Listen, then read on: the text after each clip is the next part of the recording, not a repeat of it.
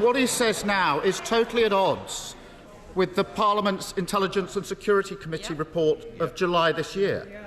That set out that the government has no clear strategy when it comes to China, has failed to support the intelligence agencies, and is leaving the UK severely handicapped in managing our future security.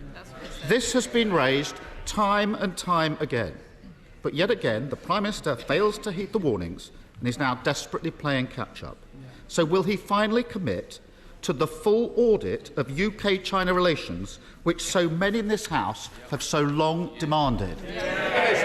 Well, Mr. Speaker, as always, the Leader of the Opposition is just playing catch-up and hasn't caught up with the reality of what's actually happening. He talks about the ISC report. Again, if he actually went through it, he would realise that it related to a period of investigations which was in 2019 and 2020.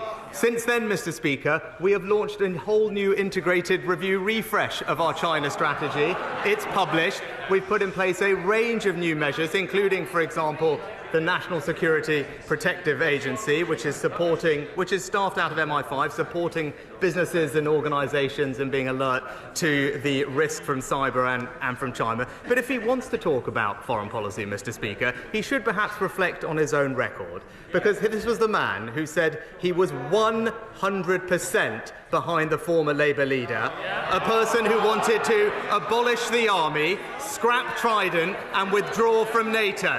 It's clear what he did. He put his own political interests ahead of Britain's.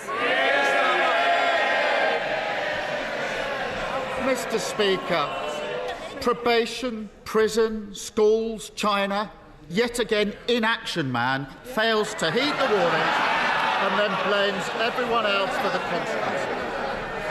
Mr. Speaker, on Sunday, the Home Secretary celebrated her first anniversary in post. That is, if you overlook the 6 days she missed when she was deemed a national security risk.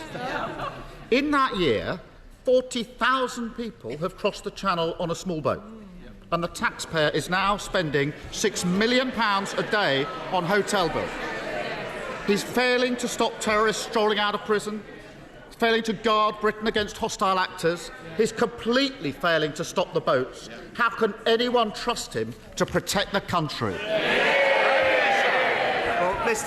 Mr. Speaker, he talks about trust, he talks about action. Just today, this government is taking action to reform defective EU laws to unlock over 100,000 homes, boosting our economy, supporting jobs and ensuring that we can realise the aspirations of homeowners. Now, he talks about trust, he tried in this House to talk the talk on house building. But at the first sign of a cheap political hit, what did he do? He's caved in, Mr. Speaker. Rather than make the right long-term decisions for the country, he's taken the easy way out. It is typical of the principles-free, conviction-free type of leadership that he offers.